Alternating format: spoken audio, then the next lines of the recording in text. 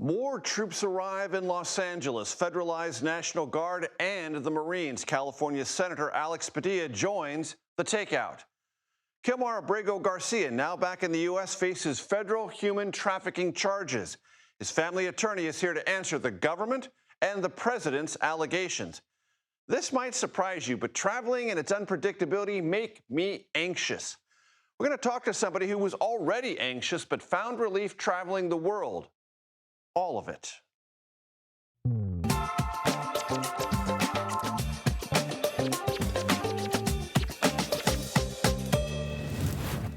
Hello, everyone. I'm Major Garrett in Washington. Welcome to the Takeout. We live in an era where the internet remembers everything, and yet we forget a lot.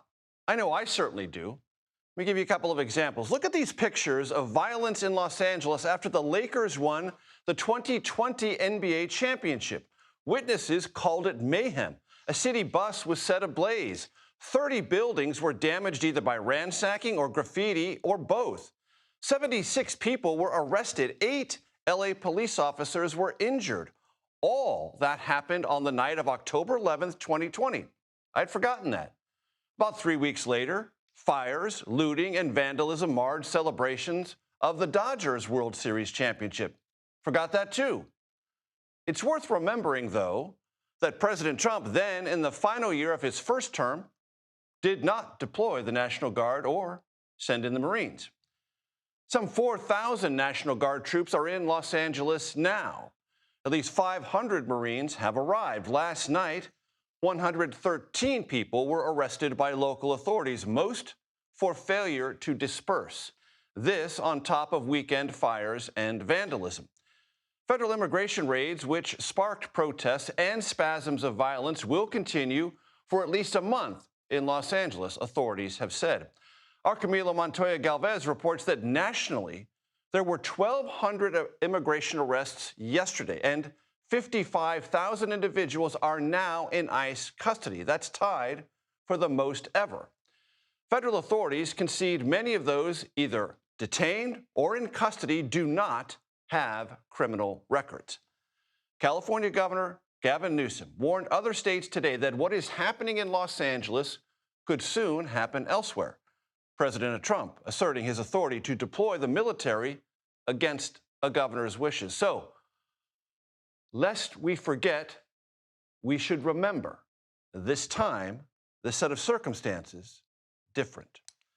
We are joined in Los Angeles by CBS News correspondent Elise Preston. Elise, thank you so much for joining us. You're on the scene near the federal building in downtown Los Angeles. What is happening? Yeah, Major, I am right in front of that federal building. I want to step out of the way so you can get a better vantage point. This activity that we're seeing with law enforcement just started happening in the last 10 minutes. And it is incredible to see because, you know, it had been peaceful here all day. This roadway that runs right in front of the detention center, it had been clear. There was traffic just running in and out. And so in the last couple of hours, we started to see protesters, but they were largely peaceful. This was probably the calmest crowd I've seen over the last several days. They were actually policing themselves. Now, some people were shouting obscenities at some of the National Guardsmen out front, but this was a largely peaceful crowd. They were policing themselves. They were telling each other, hey, this is a peaceful protest, guys. Let's stay off the sidewalk. So they were trying to get people, stay out of the street and on the sidewalk. They were trying to keep people calm.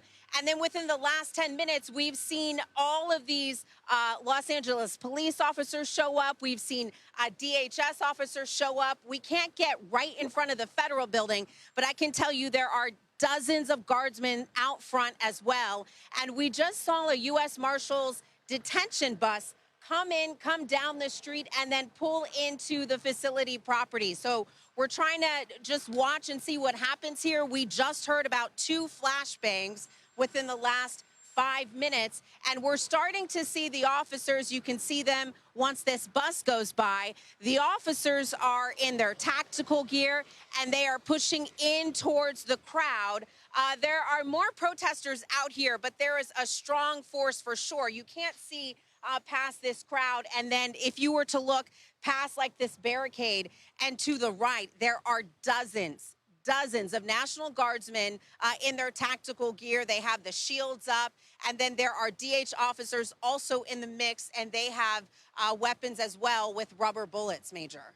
Elise, I know it's hard to give an actual number or precise number, but what would you say the ratio is there right now as we're speaking, protesters to local and federalized authorities? It's hard to say, Major, but I would say that the protesters slightly outnumber, but I'm saying slightly.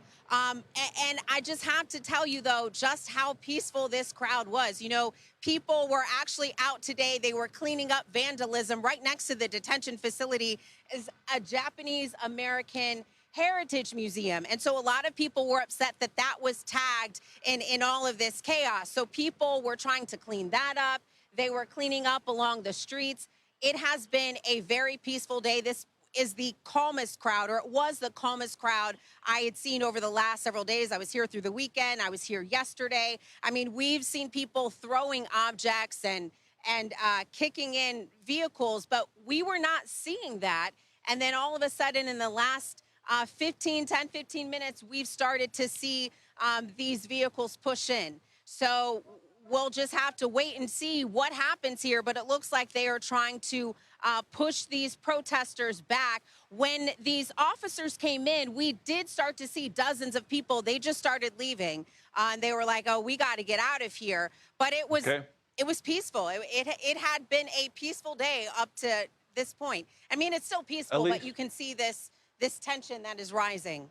I know you're on the scene, Elise, and if the situation requires, we will come back to you for anything that may or may not develop. Elise Preston, downtown Los Angeles. Thank you so very much. California Democratic Senator Alex Padilla joins me now. Senator Padilla, thank you for your time. Evaluate what has happened in Los Angeles the last couple of days and what your reaction is to California's lawsuit against the president and the underlying illegality or legality of federalizing the National Guard. Yeah, well, thank you, Major. Great to be with you. And I'm glad Elise just emphasized in that prior segment so much the peaceful nature of the protest, because as I've been talking to community leaders and organizers, as well as the mayor, the governor, the police chief, the sheriff, that's everybody's assessment. By day, these are largely peaceful protests. The folks that show up after dark and are involved with the looting and the vandalism, which has no place, it's wrong, and we denounce that, is a very different group of people. So it's important to distinguish what's going on here. Look, I think it's important to have your viewers understand that to the extent that this has been a crisis in the Los Angeles area, it's a crisis of Donald Trump's making. The increasingly aggressive and cruel tactics of the immigration enforcement is what's prompting the response of people who are passionate about speaking up for our fundamental rights and due process. Because the enforcement operations have gone far beyond just the violent criminals or the dangerous criminals that Donald Trump has promised. It's raking in people who are otherwise innocent, hardworking women and men, children. When federal agents are showing up at elementary schools, you know, that tells you something different. When a 4-year-old in the Central Valley who's depending on life-saving treatment is told to self-deport or else. Thankfully, in that particular case, that notification was withdrawn, but only because of the immense public backlash against that type of cruel immigration enforcement. Now, the president has set the stage by raising the tensions with these aggressive tactics and will take any small opening or manufacture an opening to further escalate.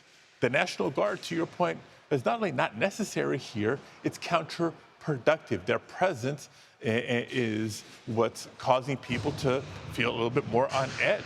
As things have been quieting down a little bit more each day, now he's countering that not with a de-escalation, but now potentially sending the Marines. Donald Trump is escalating the situation. I'm glad the Attorney General and other partners across the country have filed lawsuit because we don't think there's a proper justification for the federalization and deployment of the National Guard.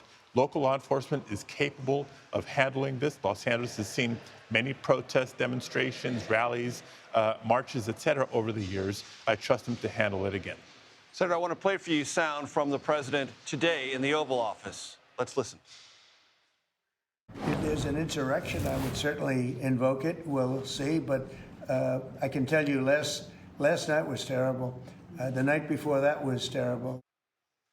So the president has invoked the word insurrection or insurrectionist many times, and he kind of dials it back. That's a very particular word with a very particular legal meaning. And if it is true, invest any president with expansive powers. Evaluate the use of that rhetoric, Senator. Yeah, look, it's the epitome of hypocrisy. You know, where was the insurrection word out of his mouth on January 6, 2021? Where was his call for National Guard to deploy on January 6, 2021? He's being very intentional with his words because he's potentially trying to set the stage for exploiting the Insurrection Act. Look, our nation is not under invasion. You know, in the same breath, he'll take credit for the numbers being way down at the border. And the fact of the matter is, when it comes to the immigrant population, not just in Los Angeles, not just in California, but throughout the country, are there some dangerous, violent criminals? Yeah, let's focus on them. Let's target them. There's no disagreement there. But by and large, we're talking about otherwise law-abiding women, men, and young people who are working hard, who are paying taxes, who are raising families and contributing to the success of communities and the country. Take California alone.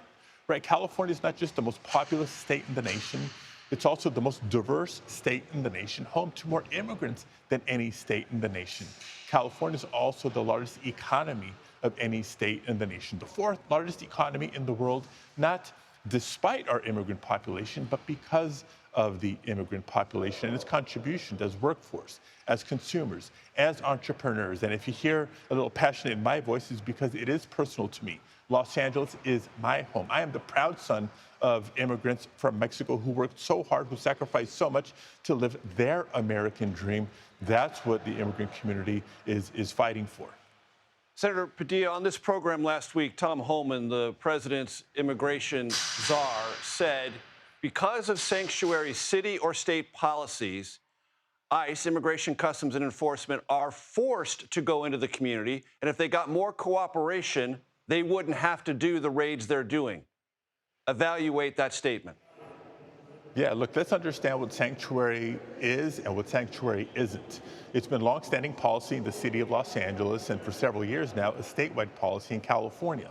All the sanctuary law says is the state and local governments will not dedicate their resources to the enforcement of federal immigration law. That's the job of the federal government. That's why the Department of Homeland Security, ICE, and others are there to do their job. But how they go about it is also important. Every administration has their policies and every administration has their priorities. Look, this week we're celebrating the 13th anniversary of DACA.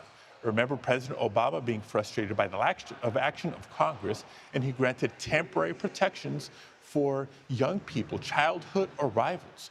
13 years later, Republicans in Congress still have yet to be willing to act. And this administration, like I said, maybe Trump promised on the campaign trail targeting violent, dangerous criminals only. If that was the case, there would be no debate, there would be no disagreement. But what they're doing is far beyond the pale.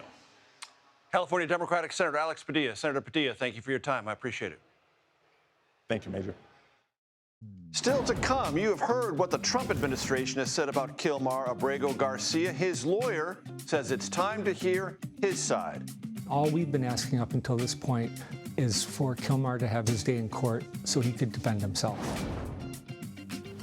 Plus, there are a lot of clubs in the world, one very exclusive. It includes those who've traveled to all 195 countries in the world. My guest has done so, and he's only 25. And New Jersey voters look to Trenton. Nominees for governor will be chosen today after a record $88 million was spent on campaign ads. Next on The Takeout.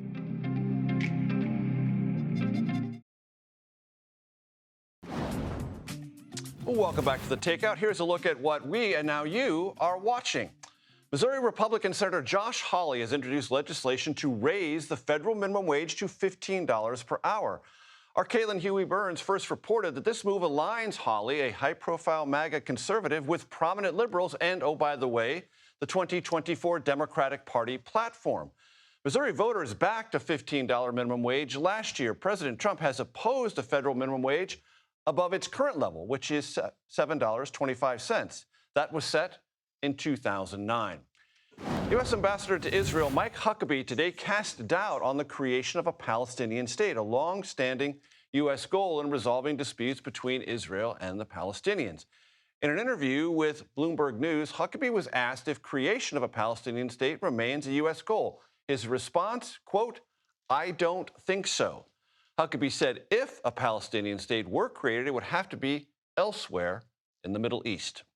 It's primary day in New Jersey. The winners of today's Democratic and Republican contest will compete in November to become the state's next governor, and it has been an expensive primary.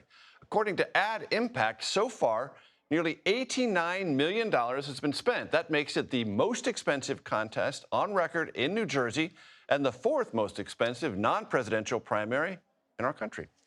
Joining me for analysis here at the family table, Rena Shah, who served as a senior advisor to several Republicans in Congress, and Haima Moore, who served as chief of staff to DNC chair Jamie Harrison and is now at Cornerstone Public Affairs. Great to have you both here at the family table. Rena, let me ask you, what do you think the stakes are in New Jersey, and how closely are Republicans gauging that race for prospects in the midterms the year next? Well, anytime you've got this crowded field, you've got very high stakes, of course. And what the Republicans see here is a fractured field of Democrats.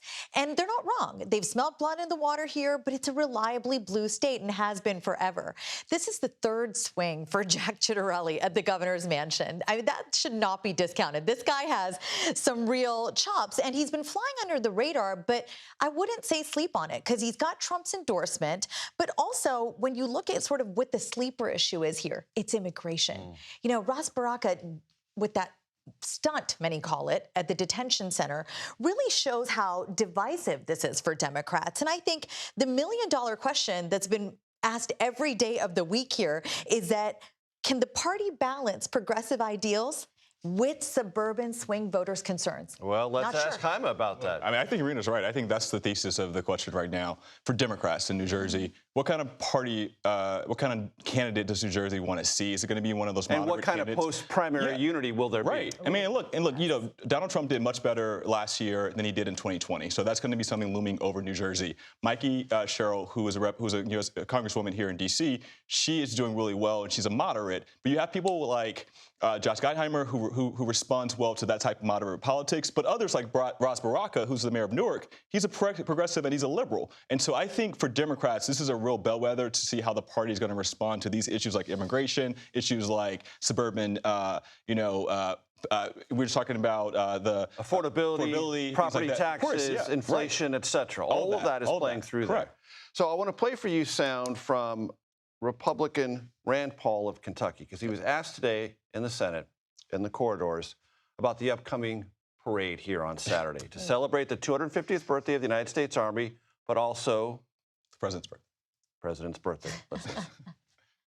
Never been a big fan of goose-stepping soldiers in big tanks and missiles rolling down the street. So if you ask me, I wouldn't have done it. I'm not sure what the actual expense of it is, but I'm not really, we were always different than, the images you saw of the Soviet Union and North Korea. We were proud not to be that. And I'm not proposing that that's the image people want to project, but I'm worried about the image, that it isn't necessarily the best image to show. So the estimated price tag, about $40 million. And I'm sure that Rand Paul was not implying that the soldiers who will be involved this weekend will be goose-stepping, but he's talking about big, showy military parades in other places that we used to regard as something inconsistent with American values. Right. I will say one of my favorite phrases I heard as a very young conservative was from Rand Paul's father, Ron Paul, and it was about nation building abroad.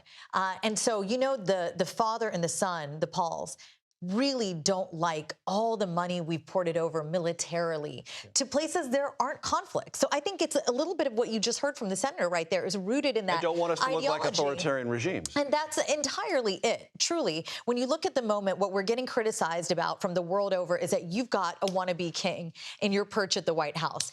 How does this make it not so?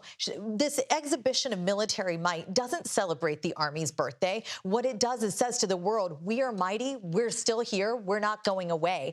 And oh, by the way, we've got a very strong leader, so be scared of us. Yeah. I'm not really sure that's the message we ought to be sending in the year 2025. When, again, back to father and son Paul, who I very much have always admired in many ways, back to their thing, let's look inward and solve some of the problems with all that money. Jaime, quickly on that. Look, I think a lot of Americans agree with the senator, and I think what I've seen over the last few weeks is this senator, Senator Rand Paul, has been not afraid to step outside of his party when it comes to budget, when it comes to this parade. And so I think, I'm not sure what he's planning to do in the next couple of years, but I think Rand Paul is laying down a blueprint for how we talk about these things in this time.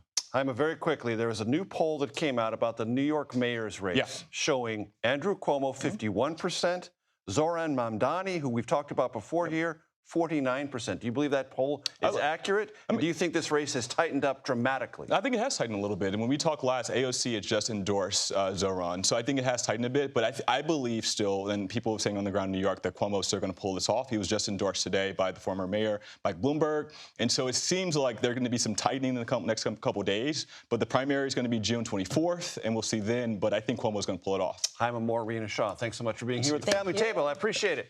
Hegseth on the Hill, the defense secretary, goes before Congress for a budget hearing and gets an earful from lawmakers on deploying troops to Los Angeles. That, much more next here on The Takeout.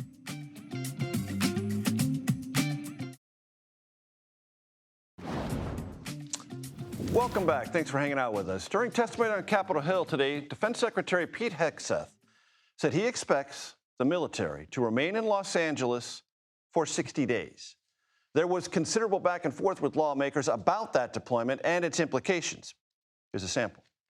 And assaulting police officers and law enforcement officers, that's the problem. The laws of the United States? No, the governor of California is unable to execute the laws of the United States. The governor of the California has failed to protect his people, along with the mayor of Los Angeles, and so President Trump has said he will protect our agents, and our Guard and Marines are proud to do it. I want to bring in CBS News national security correspondent David Martin. David, it's great to have you here. Thanks so much for coming in.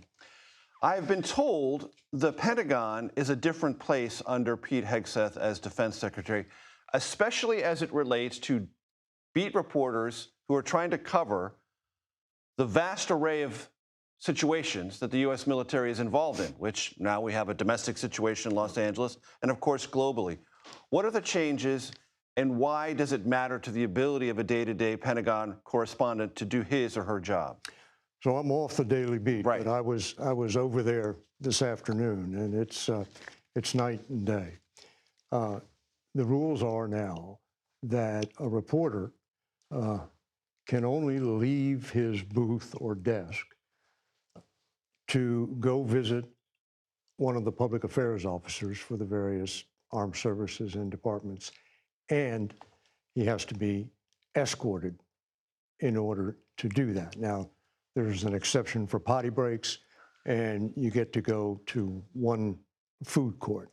But basically, reporters are no longer able to roam the hallways. And I think most secretaries of defense, when they arrive at the Pentagon, are surprised by how open that building is, or now it was, yeah. Reporters are free to roam the halls. That doesn't give you unfettered access. The classified information is in locations that are behind these vault-like doors that require special passes to get through. But it's like a cop walking the beat. Mm-hmm. How do you get to know your neighborhood? Right. You walk the beat. Right. And that's what I did for 40 years. I mean, it's not very glamorous, but you just get to know the place and the people. And in that process of walking the beat, you run into, you see, you encounter sources and information that might differ or illuminate the official word that comes from the Pentagon or the various branches. Well, that's the aim. That's the aim. Certainly, you want to pierce the public facade that any institution presents, and you want to find out what's really going on. And For me, that meant walking around the building. I'm sure I hold the world record for a number of miles walked in the Pentagon. Right. And if this restriction stands, that record will be retired. And it's my impression, David, also that there is a dramatic reduction in briefings. And there were almost no briefings. Maybe there might have been one, but maybe not even one, when there was a day-to-day kinetic operation by the U.S. military with Houthis in Yemen. That's right. There's no venue in which to sort of routinely question Pentagon officials. I mean, this is not just a war on leaks. Every administration carries that out to one level or another. War on leaks. This, at least from my perspective, is making the Pentagon as difficult to cover as possible.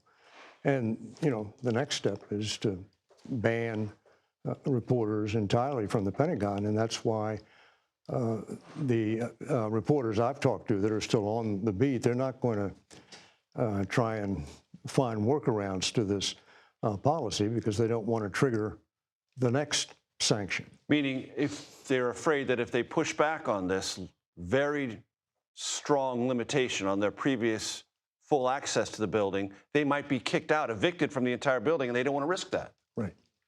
And as part of this new regime, reporters are going to be issued different press passes, which are going to be much more identifiable as press passes. Right now, if I were walking around with my building pass on, you wouldn't know whether I was a reporter or not. But now they're going to put the scarlet P someplace on us and make sure everybody knows that person's a reporter. Interesting approach to a free and open press at the Pentagon. David Martin, a legend in this field. A legend. I appreciate your time. Thank you so much, sir. Thank you. Kilmar Abrego Garcia, back in the U.S. after being deported to El Salvador, faces human trafficking charges. I will sit down with his family attorney next here at The Takeout.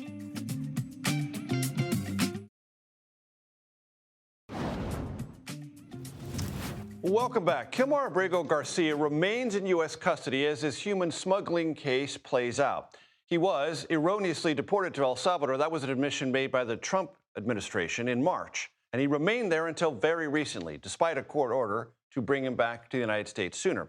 His next court hearing is currently scheduled for Friday. Earlier, I spoke to the Abrego Garcia family attorney, Chris Newman. Let me ask you a big picture question. For, let's say, an American lightly following the details of this case, they might reasonably ask themselves, wait a minute. The White House keeps saying this guy, Kilmar Abrego Garcia, is a really bad guy.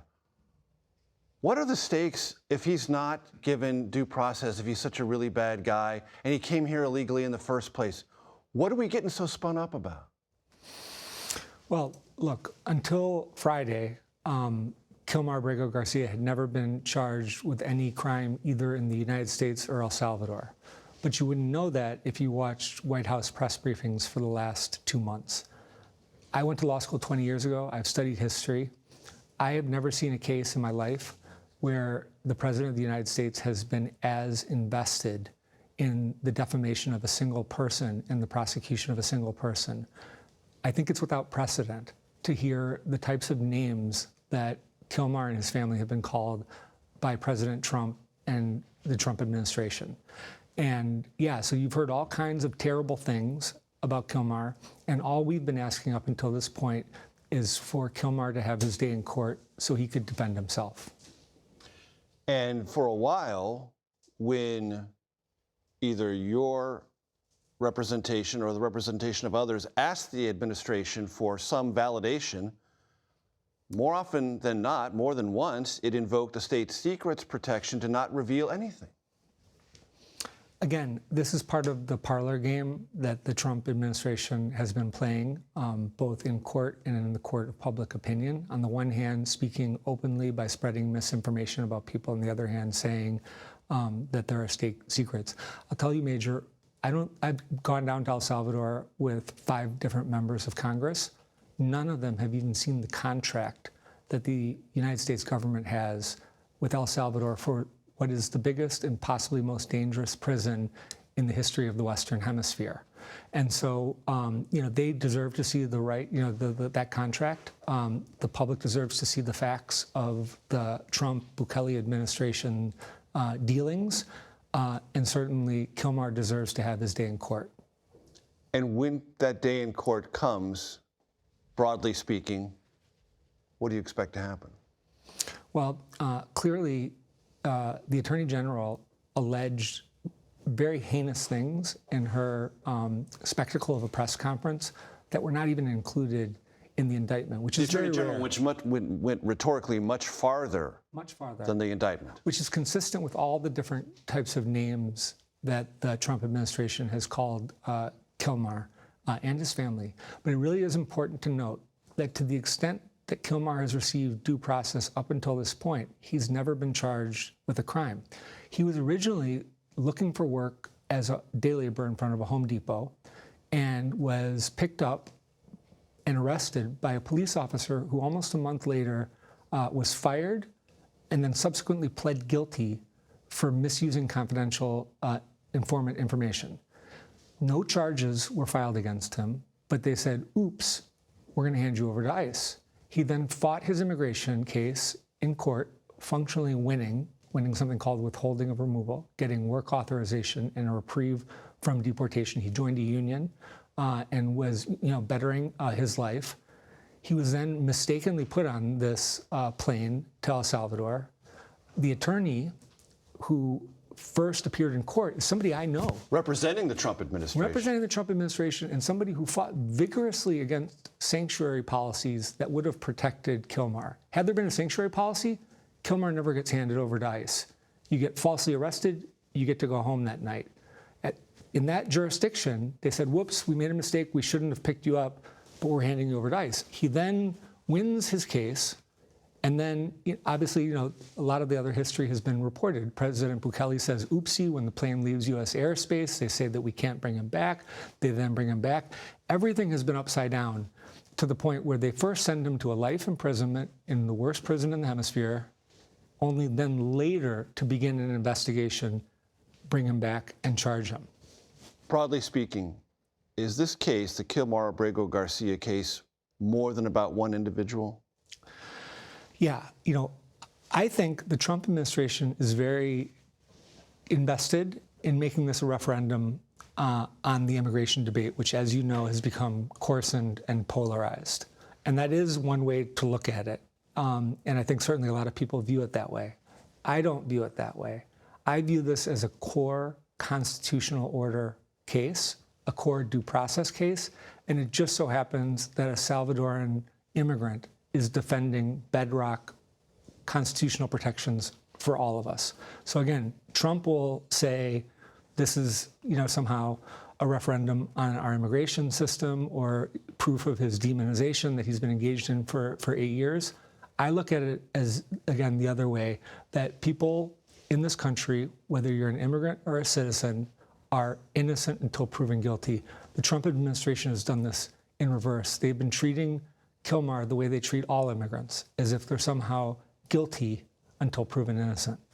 And would you say, in general, to someone asking themselves, what are the larger stakes?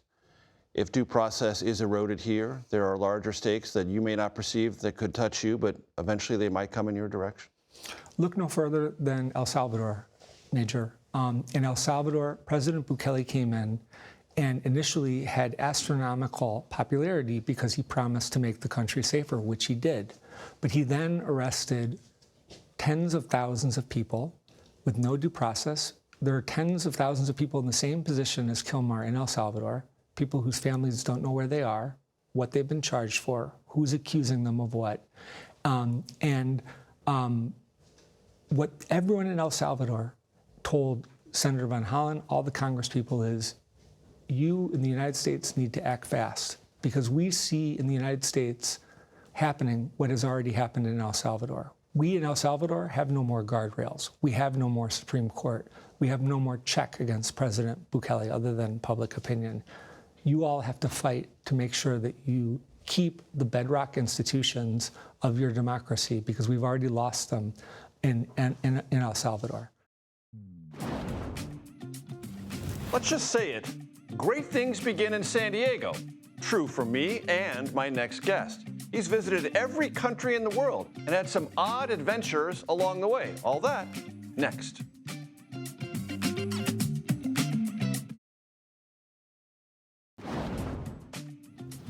Welcome back to The Takeout. Our next guest, like me, San Diego native, but unlike me, he has actually visited every single country in the world. This past April, Cameron Mofeed completed his dream of traveling to all 195 nations. His final destination, North Korea, where he ran in the Pyongyang Marathon. And Cameron Mofeed joins me now right here at the Conversation Corner. Cameron, it's great to see you. Thanks for having me. San Diegans need to stick together in all things. I'm glad you're here. And this is a light conversation, but it has an important and serious underpinning, which is one of the reasons you wanted to travel was to cope with and possibly recontextualize in your own mind OCD. 100%. Yeah, it's something that I've struggled with since I was a little kid, being stuck in these sort of mind loops where you feel like you always need to be in control of your surroundings.